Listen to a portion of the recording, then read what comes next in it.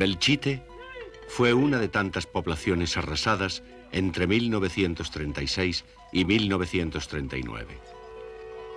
Los pueblos y ciudades de España han sido reconstruidos. Las heridas están cicatrizando. Pero las ruinas de Belchite han permanecido como un monumento implacable a la tragedia de un pueblo. A la guerra civil que asoló un país y costó cientos de miles de vidas.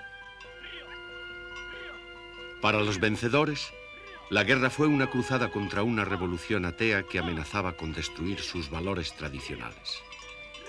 Para los vencidos, fue una guerra de liberación contra los poderes reaccionarios que oprimían España.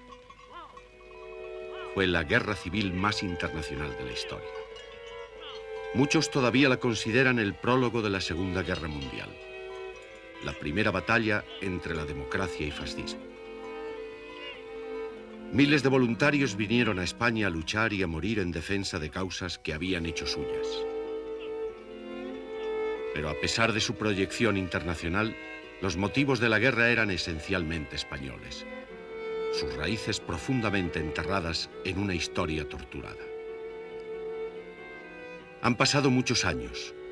Los odios y los rencores se han ido desvaneciendo. Vencedores y vencidos han tenido tiempo de reflexionar. Ahora pueden examinar libremente el pasado, evocar sus recuerdos, revivir sin rencor la guerra civil.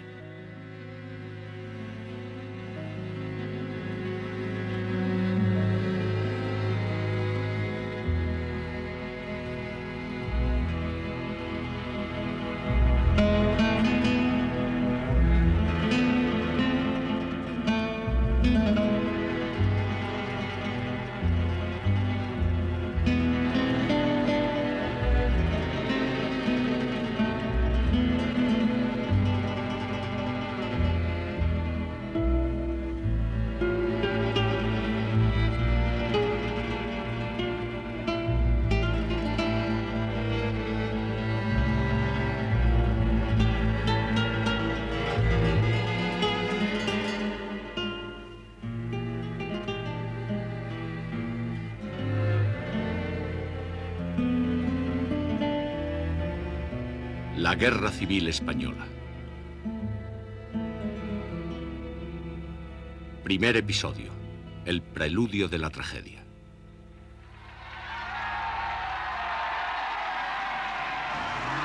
El 17 de julio de 1936. Los militares más conservadores se levantaron contra el gobierno de la República con el apoyo de un importante sector de la población.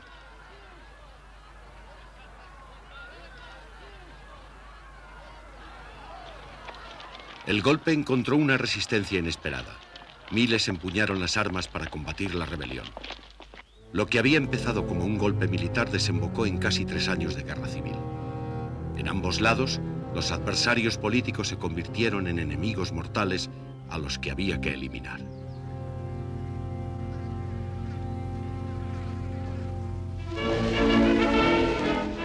La República, la niña bonita.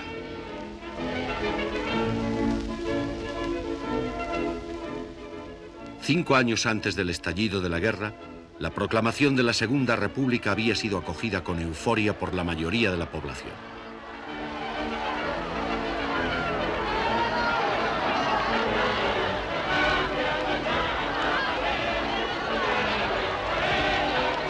La monarquía se derrumbaba sin violencia. Para estas multitudes, la nueva república representaba la esperanza de una nueva España. Una España moderna y más justa. Habla Álvaro Delgado. Y allá nos fuimos, ¿no? Entonces era un día de abril, primaveral, era un día templado y había hecho sol y entonces allá nos lanzamos, ¿no? Y camino de la Puerta del Sol había varias multitudes, ¿no? Camiones, los pocos automóviles que entonces había, tranvías, la gente iba mucho en tranvía, ¿no? Y luego, inesperadamente y sorprendentemente, habían aparecido banderas republicanas por todas partes, ¿no? Nadie supo de dónde había salido tal cantidad de metros de banderas republicanas.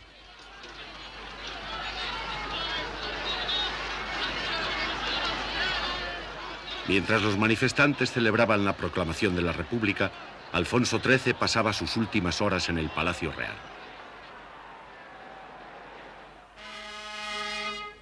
Pocas semanas antes, había presidido las solemnes ceremonias del Domingo de Ramos, confiado en la solidez de la monarquía.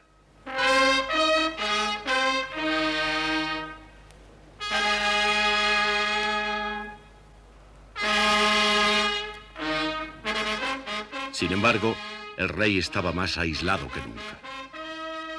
La clase obrera lo consideraba el símbolo de la opresión. La clase media no le perdonaba su respaldo a los 7 años de dictadura del general Primo de Rivera.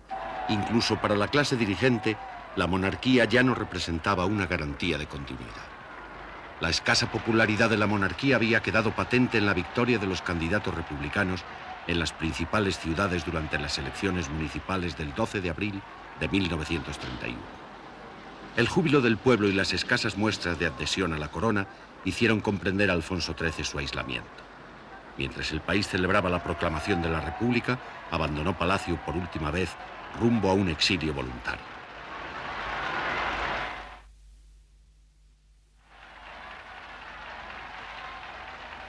Los nuevos gobernantes, en su mayoría liberales de clase media, no podían haber elegido un momento menos propicio para realizar las profundas reformas que España requería.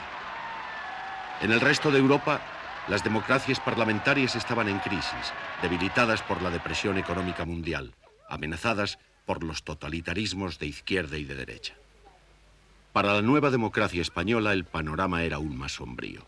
En una sociedad atrasada y profundamente dividida, la República había despertado unas expectativas de cambio que difícilmente podía satisfacer. En la euforia inicial, republicanos y socialistas confiaban en que su programa de reformas resultaría en la transformación que tantos españoles anhelaban. Justino de Azcárate formaba parte del primer gobierno de la República. Porque esa sensación de libertad, la desaparición del régimen de censura, se llevaba muchos años en que las publicaciones estaban sometidas a un régimen de censura y el ejercicio de la libertad de cátedra también. Todo sería fundamentalmente por esa línea de la libertad. Y por el otro, la creación de una legislación que crease una situación de orden social y económica más justa, más igualitaria. Los trabajadores del campo y la ciudad, mal pagados, mal alimentados y frecuentemente en paro, esperaban que las prometidas reformas fueran drásticas e inmediatas.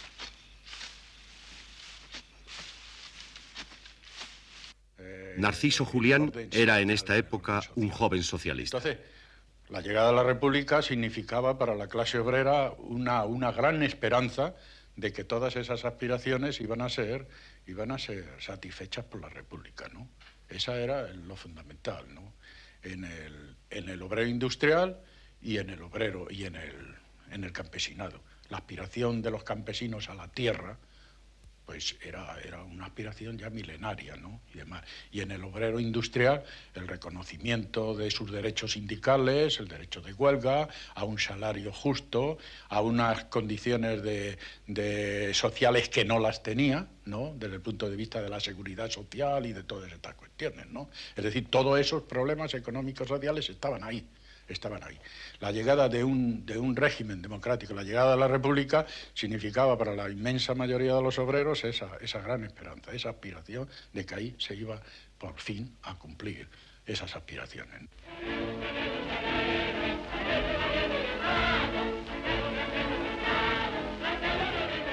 Poderosos intereses obstaculizaban las proyectadas reformas de la República.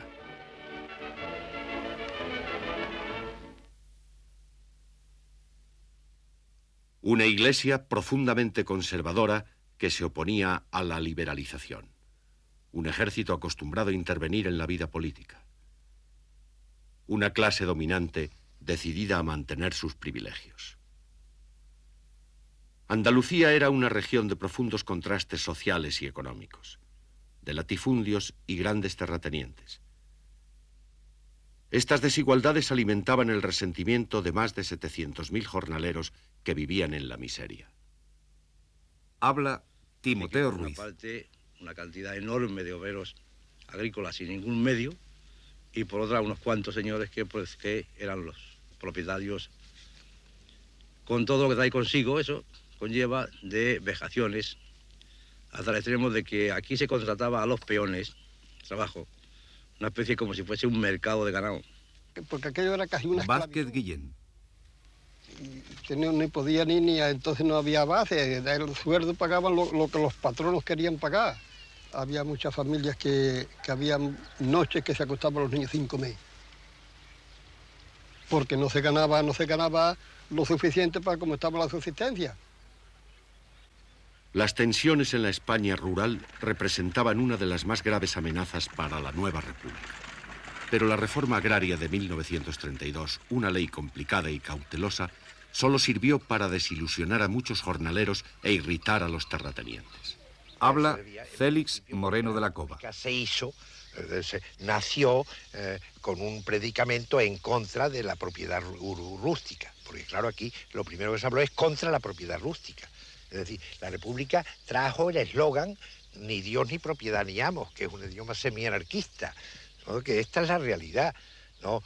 De modo que es natural, el propietario pues se resistía a entregarse a ello, eso es lo lógico. El deseo de poseer tierra de los campesinos es algo innato, y entonces la propaganda en relación con la reforma agraria que proponía la República despertó mucho interés y como consecuencia muchas adhesiones a la República. Pero creo que fue una frustración para los campesinos el que eso no se realizase. Hasta el extremo de que aquí hubo prácticas de ocupación de tierra por campesinos. Los jornaleros querían apoderarse de las tierras que la República dudaba en entregarles. ¿Había realmente alguna posibilidad de reforma pacífica en el campo? José Vergara, un agrónomo liberal delegado de la reforma agraria en Toledo, comprendió pronto que su tarea era imposible. Yo creo efectivamente que es imposible hacer una reforma agraria sin revolución. Y por razones que yo creo que son obvias. Si no ha habido una revolución previa o simultánea que destruye la estructura político-social de ese país, un país donde la propiedad rústica esté concentrada y por lo tanto haya una fuerza social poderosa, no la va a ceder voluntaria y gratuitamente, tiene que luchar por ella. De la misma manera que los que no tienen luchan por tenerla, los que tienen luchan por conservarla. La Iglesia también luchaba por conservar sus privilegios ante las reformas republicanas. Contaba con el apoyo de los poderosos y la fe de muchos humildes, pero era también el blanco del odio de todos aquellos que la consideraban la aliada del poder, la defensora del inmovilismo.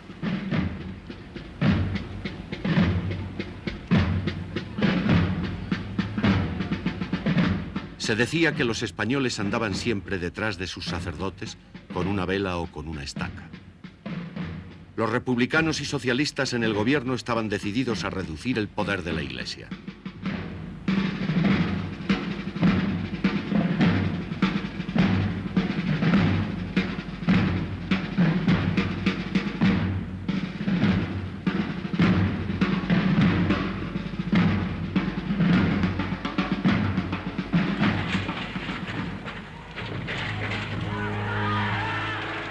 Menos de un mes después de la proclamación de la República, el anticlericalismo se convirtió en violencia callejera. Después de un enfrentamiento entre monárquicos y republicanos, las turbas prendieron fuego a 6 iglesias en Madrid. Habla Pilar Primo de Rivera. Ido a misa, donde habíamos hecho la primera comunión, donde nos habían bautizado. Sí, fue un día tremendo, el día del 11 de mayo, la quema de los conventos, de unas tristezas, de unas angustias, y de pensar además de que aquello se consentía, porque no se le ponía remedio. Iban las turbas quemando iglesias, quemando conventos, y no pasaba nada, y nadie salía en defensa de aquello. Pues fue un día tremendamente triste. La policía no hizo nada para impedir la quema de los conventos. Manuel Azaña, futuro presidente de la República, dijo ese día que todos los conventos de Madrid no valían la vida de un republicano.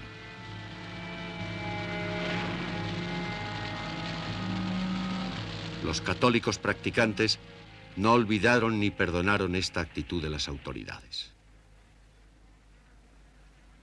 La Iglesia había perdido gran parte de su poder económico, pero mantenía su control sobre la educación.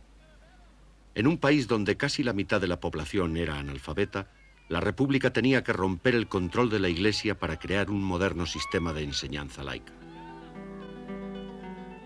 En el primer año de la República se abrieron casi 10.000 nuevas escuelas. El arte y la cultura empezaron a llegar a todos los rincones de España.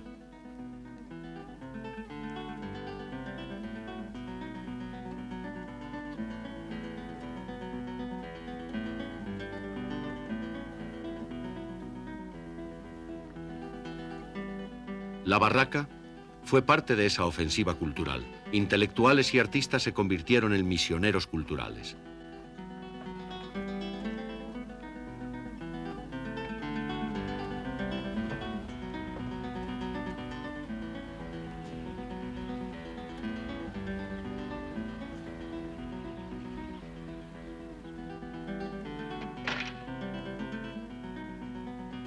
El poeta Federico García Lorca fue uno de los que llevó el teatro clásico por primera vez a las zonas más remotas del país.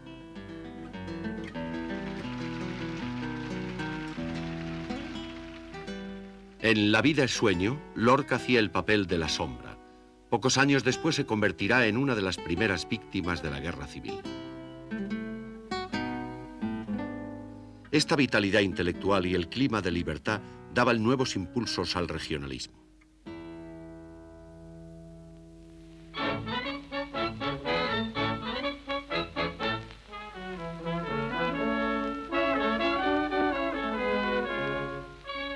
Histórica y culturalmente, Cataluña y el País Vasco eran las dos regiones más claramente diferenciadas del resto de España.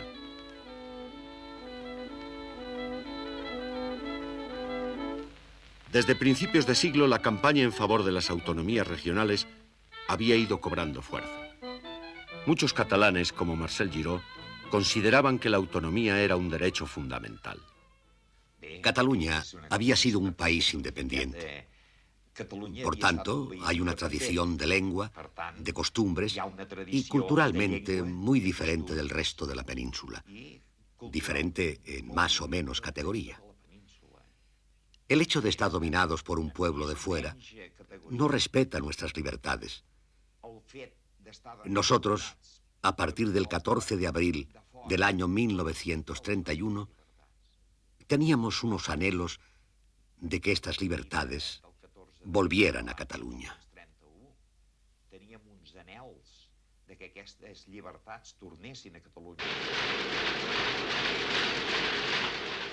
Cataluña y el País Vasco eran regiones más industrializadas y prósperas que el resto de España. Eran sociedades más avanzadas y cada día más descontentas ante el dominio de un centralismo anticuado.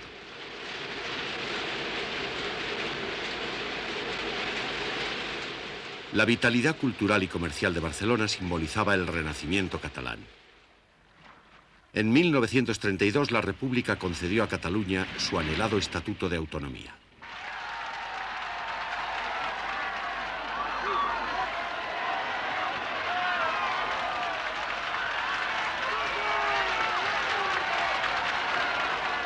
Manuel Díez Alegría y muchos otros militares estaban alarmados ante la perspectiva de autonomías regionales. Luego tonterías ya de esas de molestar al que iba a Cataluña, haciéndole pasar por el aro de que tenía que hablar en catalán o poco menos. Todas estas cosas iban sumando y sí producían una sensación de que podían ir contra la unidad del país, puesto que ellos eran los primeros que se proclamaban sin rebozos separatistas, ¿no? La unidad de la patria obsesionaba a los militares. España había perdido todas sus colonias de ultramar. En los años 20, las guerras de Marruecos amenazaban sus últimas posesiones. Francisco Franco adquirió su reputación de brillante militar en esas campañas. A los 33 años ya era general. La República se proponía modernizar este ejército anticuado y con exceso de oficiales, uno por cada 9 soldados. El ejército veía las reformas republicanas con profunda desconfianza, pero era el proyectado Estatuto de Autonomía catalán lo que los militares conservadores consideraban como la amenaza más inmediata.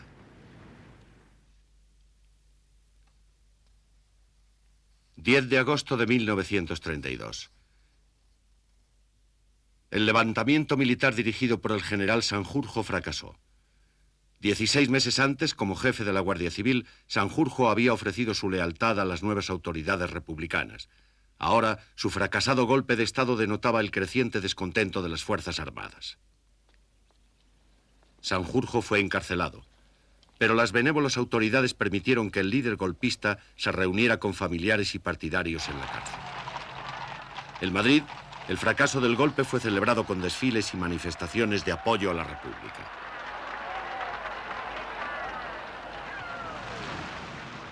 La rebelión de Sanjurjo había sido prematura. La derecha todavía no estaba dispuesta a enfrentarse abiertamente a la República.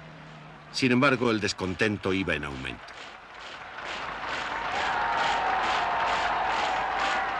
Entre la derecha cundía la alarma.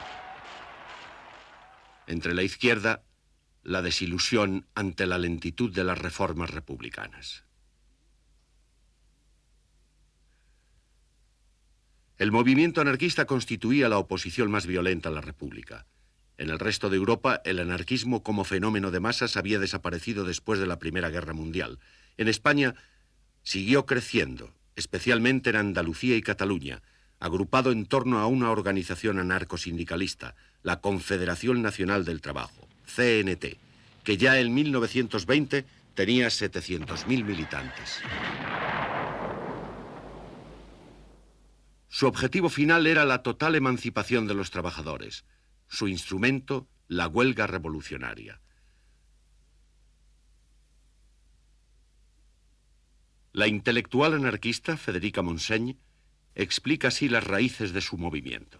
Yo creo que hay una idiosincrasia en el español por la mezcla de etnias diferentes, por las condiciones históricas de opresión por parte primero del feudalismo, después de una burguesía omnipotente, de un ejército que ha sido siempre algo que se ha proyectado como una sombra sobre España, de la presión de la Iglesia, por lo que sea, se ha ido creando un espíritu de constante rebeldía en el español que le ha llevado irresistiblemente hacia ideas de emancipación, hacia concepciones revolucionarias de la sociedad y de la vida.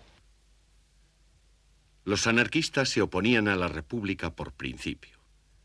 Rechazaban cualquier tipo de gobierno, ya fuera monarquía o república. Luchaban por una sociedad libre e igualitaria, sin Dios, sin amos y sin propiedad privada.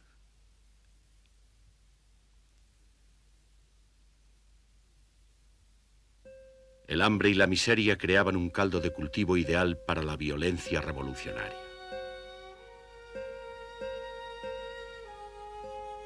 En enero de 1933, los anarquistas encabezaron levantamientos en varios pueblos andaluces. Uno de ellos fue Casas Viejas. En Casas Viejas la policía no tuvo piedad con los sublevados. Los presos fueron ejecutados.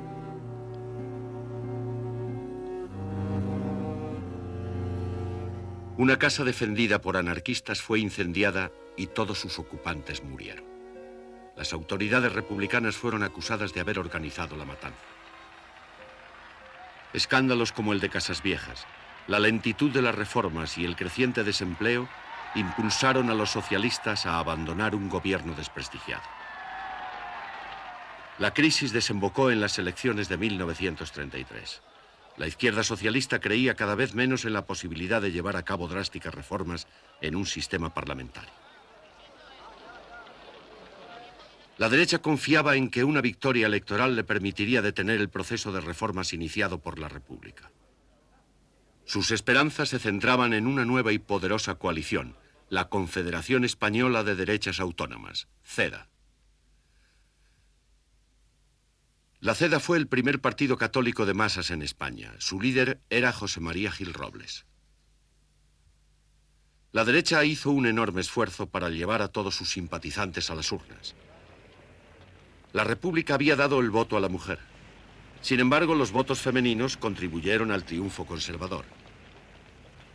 Las elecciones de 1933 convirtieron a la CEDA en el principal partido en las Cortes y a Gil Robles en el ídolo de la España conservadora. El gobierno dio un giro a la derecha. El proceso de reformas quedó paralizado. La izquierda estaba alarmada, convencida de que detrás de Gil Robles se escondía la amenaza del fascismo. Che oggi il popolo italiano e il regime fascista sono una unità compatta, infrangibile, formidabile, che può sfidare come sfida tutti i suoi nemici e anche lanciare del pecho. En 1934 el fascismo se extendía por Europa. Las dictaduras reemplazaban a las democracias parlamentarias. Los socialistas españoles temían que lo mismo ocurriera en España si la CEDA ocupaba el poder. En octubre de 1934, 3 ministros de la CEDA entraron a formar parte del gobierno y los socialistas se levantaron contra el poder constitucional. Sócrates Gómez era un militante de las Juventudes Socialistas. El espíritu del 14 de abril. Que había habido un proceso de regresión muy grave en la política española y que estábamos, y éramos conscientes de ello, a punto de que se produjera una situación sin guerra civil, pero con el entronizamiento del fascismo en España, aunque más o menos disfrazado a través de figuras como la de Gil Robles, que después tiene otros planteamientos, y eso nos aconsejó el ir al movimiento huelguístico, que no tenía el carácter de un movimiento huelguístico de tipo reivindicativo, parcial, de salarios o horarios de trabajo, de cualquier otra naturaleza, sino que tenía un gran contenido revolucionario, con intención de conquista del poder. La huelga revolucionaria fracasó en todo el país con una excepción, Asturias. Solo en la cuenca minera de Asturias consiguió la izquierda unir a todos sus partidos y organizaciones en un poderoso movimiento revolucionario. Los mineros abandonaron sus puestos de trabajo y fueron a luchar por una Asturias roja con entusiasmo.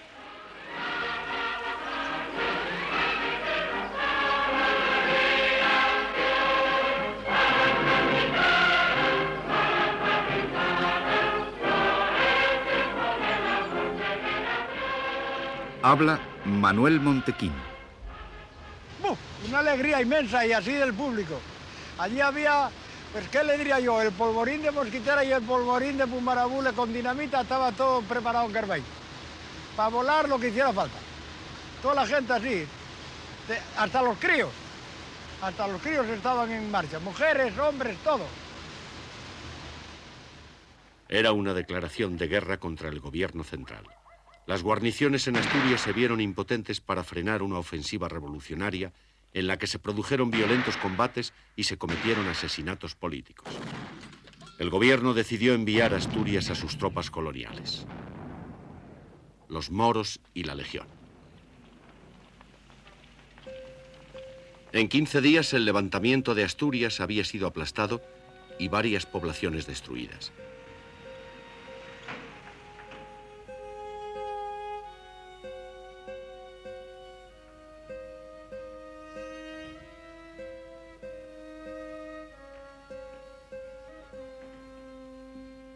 Desde Madrid, el general Franco había coordinado la ofensiva. La Guardia Civil y el Ejército actuaron sin contemplaciones contra los mineros derrotados. La Guardia Civil, el Ejército y algún cacique de pueblo que andaba con ellos, aquel y aquel estuvieron por allá, ¡pumba! Fueron los que los llevaron a todos. Y eso fue la causa de todo lo que ocurrió. Mataron a gente de todas clases, ¿eh? Casi 2000 personas murieron en la Revolución Asturiana, algunas de ellas ejecutadas sin previo juicio. Miles de republicanos y socialistas en toda España fueron encarcelados. La rebelión había fracasado en casi todo el país, principalmente por la falta de cohesión. Pero la izquierda había aprendido una valiosa lección. Durante los 2 años siguientes, el llamado Bienio Negro, la represión contribuiría a forjar la unidad de la izquierda. Esta unidad quedó plasmada en el Frente Popular, la coalición de izquierdas formada ante las elecciones de 1936. Los anarquistas no entraron a formar parte del Frente Popular, pero apoyaron la campaña para la liberación de los presos políticos. En la derecha, Gil Robles lanzó una agresiva campaña electoral, presentándose como la última defensa ante una inminente revolución bolchevique. El Frente Popular obtuvo una ajustada victoria.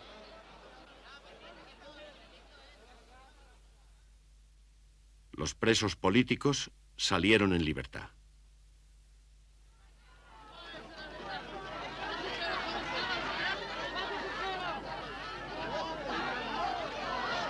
Dolores Ibarruri, la pasionaria, había sido elegida diputada por Asturias. Entonces yo fui a la cárcel. El director había oído. El subdirector estaba allá. Y le dije, hay que poner a los presos en libertad. Y dijo, yo no he recibido ninguna orden. Le dije, yo soy diputado por Asturias. Yo ya iba en plan grande, porque ya era diputado.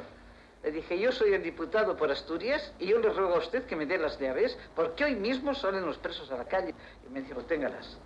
Yo iba por los corredores de la cárcel de Oviedo gritando, camaradas, todos a la calle. Fue emocionante, de verdad fue emocionante.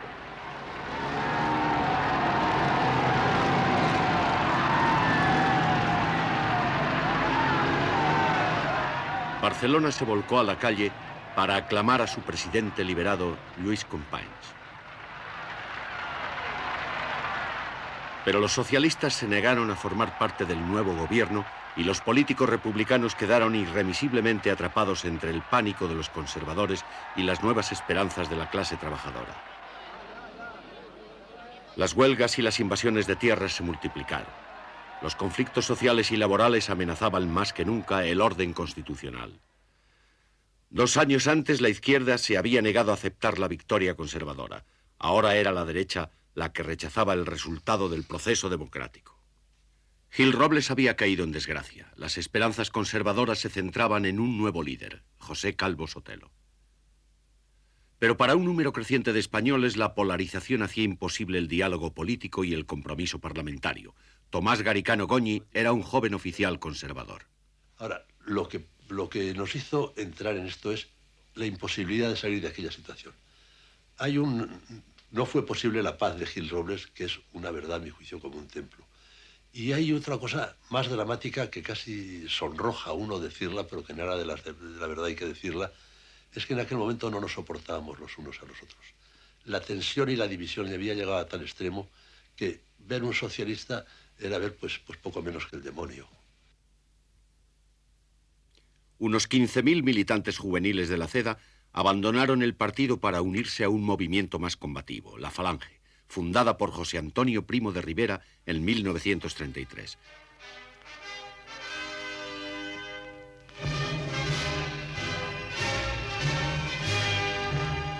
José Antonio, en correcto inglés, explicaba así la ideología falangista.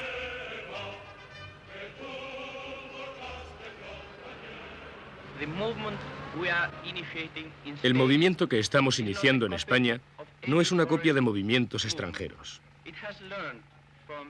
Ha aprendido del fascismo lo que el fascismo tiene de la idea de unidad, autoridad y sustitución de la lucha de clases por la idea de cooperación. La polarización y el clima de violencia contribuyeron al crecimiento de la Falange. En marzo de 1936, José Antonio fue detenido y las oficinas de Falange clausuradas. Aún así, la violencia callejera y los crímenes políticos siguieron en aumento. En las ciudades los puños y las pistolas habían reemplazado al debate político. En el campo, la violencia se había convertido en el último recurso para escapar de la pobreza. La paciencia de los jornaleros extremeños se había agotado. En un solo día, el 25 de marzo de 1936, unos 60.000 jornaleros ocuparon casi 3.000 fincas. Los terratenientes ya no temían solo por sus posesiones, sino por sus vidas.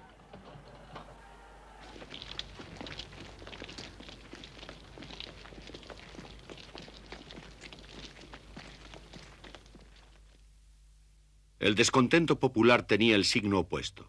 En Navarra, el feudo carlista de campesinos profundamente conservadores, dispuestos a defender Dios, patria y rey hasta la muerte.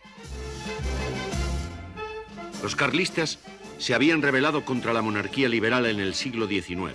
Ahora se disponían a enfrentarse a una república que consideraban roja y atea. Para un número creciente de militares, el golpe de Estado era la única forma posible de restablecer el orden. Advertido de las conspiraciones militares, el gobierno decidió enviar a los generales más abiertamente derechistas lejos de la península.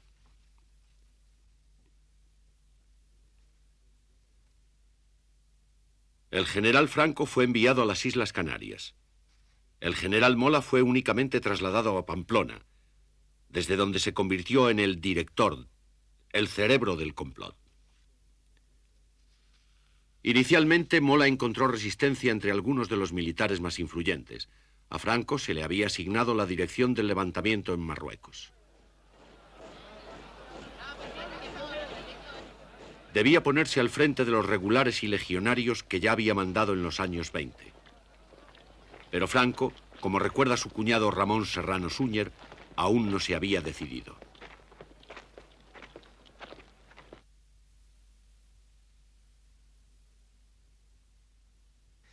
Franco pensó siempre en que estaba obsesionado con el comunismo, desde luego, y que había que cortar el paso al comunismo. Pero cuando llegó la hora, todavía él creía que no era tan inminente el peligro. Él estaba muy tranquilo en Canarias, él no tenía prisa.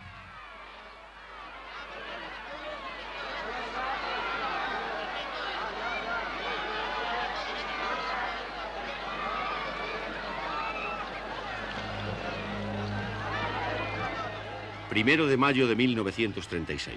Las manifestaciones sindicales tenían por objeto demostrar a los enemigos de la República el poder de la izquierda. El socialista Francisco Largo Caballero, apodado el Lenin español, se había convertido en un líder revolucionario. Sus discursos incendiarios en defensa de la dictadura del proletariado sembraban el pánico entre la derecha. La tensión se hacía insoportable. Durante esta manifestación cundió el rumor de que unas monjas habían dado a los niños caramelos envenenados. Grupos de manifestantes atacaron y prendieron fuego a un convento. Las autoridades republicanas se debatían en la incertidumbre.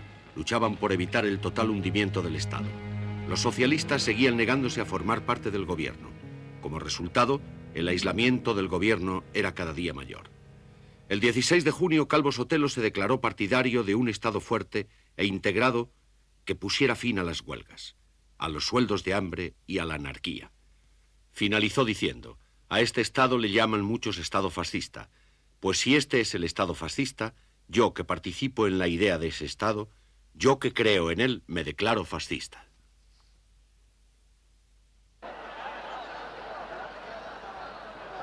El 7 de julio de 1936, como cada año, se iniciaron las fiestas de San Fermín en Pamplona. El general Mola aprovechó la ocasión para convocar a sus emisarios.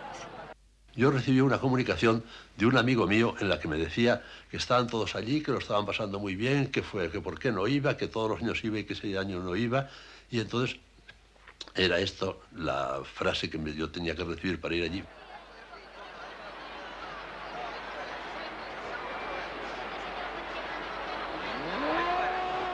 Bajo el bullicio de las fiestas, Mola y sus colaboradores intentaban resolver sus últimos problemas. El golpe se había postergado. Los carlistas más intransigentes imponían condiciones políticas al levantamiento. Algunos oficiales vacilaban, otros se negaban a traicionar a la República.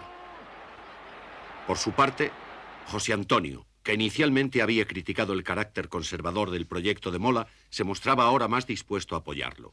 Mola decidió que había llegado el momento. Y me estuve con él, me dijo: bueno, ya está todo preparado. Me dijo quiénes eran los jefes que iban a ir a cada una de las regiones. Desde las Canarias, Franco se comunicó nuevamente con el cerebro de la conspiración. En los primeros días de julio, el 6 o el 7 de julio, hizo llegar un mensaje al general Mola, que era el director, con un papelito que llevó un enlace, una señorita en un cinturón, con un papelito en el que decía geografía tetuán insuficiente. Franco, prudente y calculador, aún no estaba seguro de que hubiera llegado el momento. Lo que produjo una gran contrariedad al director, a Mola, y una gran irritación. Y dijo, así nunca será tiempo, y lo que va a suceder es que no vamos a llegar a tiempo porque el gobierno va a desarticularlo todo. Aún así, el plan para trasladar a Franco a Marruecos siguió adelante. El contacto de Mola en Londres localizó a un piloto independiente, el capitán Webb, en el aeropuerto de Croydon.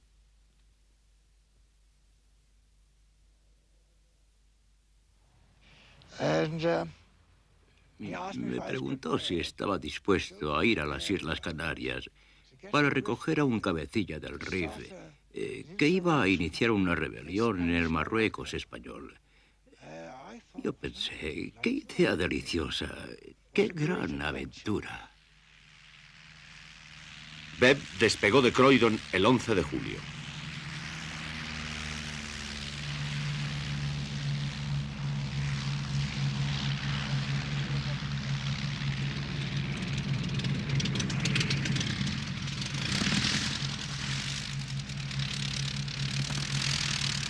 El 12 por la noche ya había aterrizado en Casablanca, camino de las Canarias.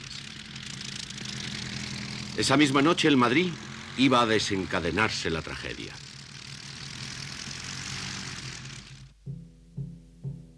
Todo comenzó aquí, en casa del teniente de la Guardia de Asalto José Castillo. Castillo ya había recibido amenazas de muerte de la ultraderecha.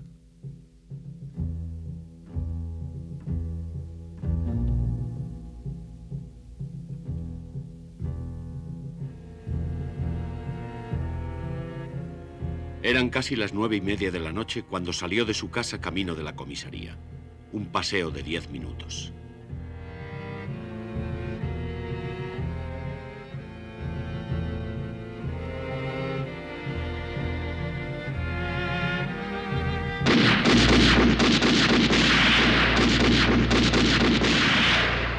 No pasó de la esquina. La noticia del asesinato llegó rápidamente a los otros oficiales de la Guardia de Asalto. Indignados, los oficiales exigieron de las autoridades una lista de sospechosos a los que detener. El sobre con la lista llegó a la comisaría de Pontejos cerca de la Puerta del Sol. El teniente León Lupión repartió los nombres. A los oficiales que había por aquí les fuimos entregando 2 o 3 nombres. Y cada uno salió con un coche y unos guardias a esa misión. Y al final de todo, en esta parte, exactamente, estaba la camioneta 17. La camioneta 17 fue la última en partir. Nadie sabe la lista de detenciones que llevaba. Lo único seguro es que la camioneta se dirigió a la casa de José Calvo Sotelo.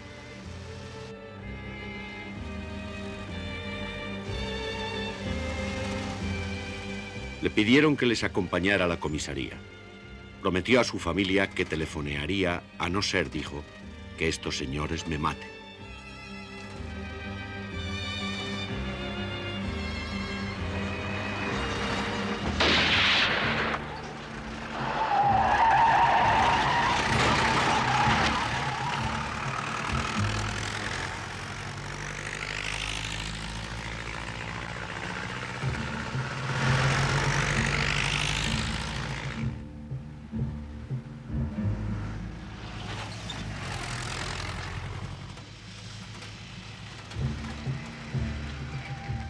Su cadáver fue depositado en el cementerio. Las autoridades no habían ordenado su detención. Pero inevitablemente se culpó al gobierno de su muerte. Al fin y al cabo, Calvo Sotelo había sido asesinado bajo la custodia de la policía republicana. El asesinato provocó la indignación de los conservadores españoles y proporcionó a los oficiales golpistas gran apoyo popular en un momento decisivo.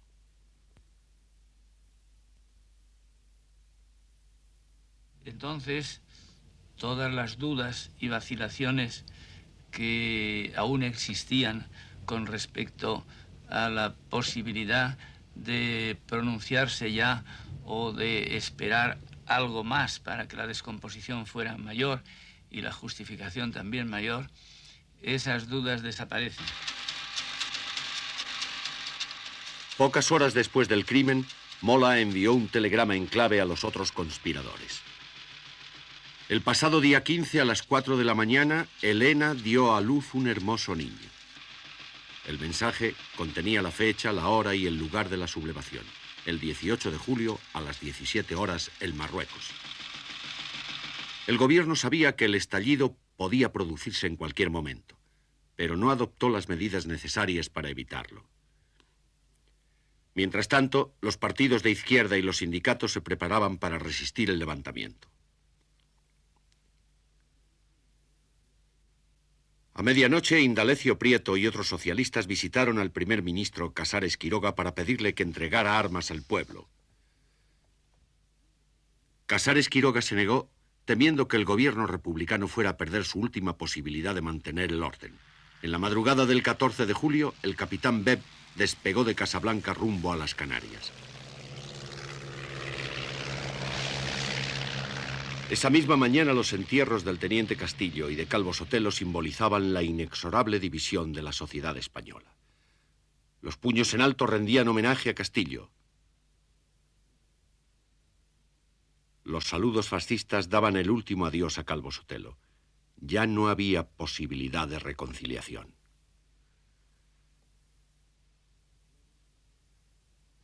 En Barcelona, el anarquista José Manuel Molina pasaba las noches en vela. Hombre, nosotros ya hacía muchas noches que no dormíamos, que dormíamos tirados por los sindicatos, por los locales de los sindicatos y de los periódicos, porque esperábamos lo inevitable y así lo expresábamos en nuestros editoriales que se pueden ver en Sol y en Tierra de Libertad y en todo, se puede ver.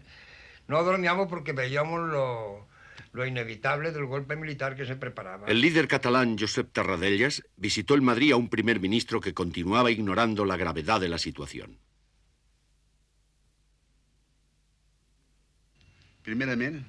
Mientras estábamos hablando, llegó una noticia. Llegó un télex de que en Marruecos empezaba a haber unos generales que no estaban conformes. Unos generales que se decía si se sublevaban o no se sublevaban. Aún no se hablaba en aquellos momentos del general Franco. Entonces le dije, amigo Casares, le veo pesimista. Creo que el ejército va a hacer alguna cosa que va a detener la democracia en España. Contestó, estoy seguro de que no será así. Casares Quiroga seguía convencido de que un levantamiento militar estaba condenado al fracaso. El 17 de julio, antes de lo planeado, estalló el levantamiento aquí, en Melilla. Al día siguiente se extendió al resto de Marruecos, incluso antes de que Franco llegara para ponerse al frente de las tropas. Los rebeldes creían que el golpe triunfaría rápidamente. El gobierno de la República se creía con fuerzas suficientes para aplastar el levantamiento.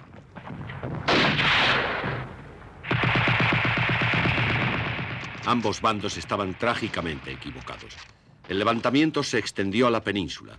Finalmente, el gobierno repartió armas a partidos y sindicatos que lucharon junto a militares y policías leales y aplastaron la rebelión en casi todas las principales ciudades.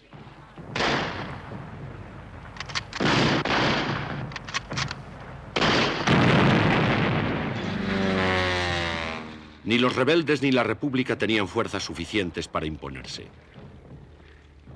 El levantamiento se convirtió en contrarrevolución.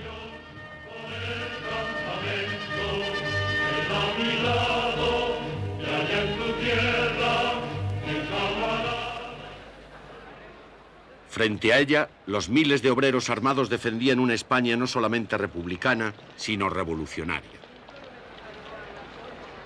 Ya no había forma de prevenir el conflicto que había de devastar España. Ya no podía haber pactos ni compromisos.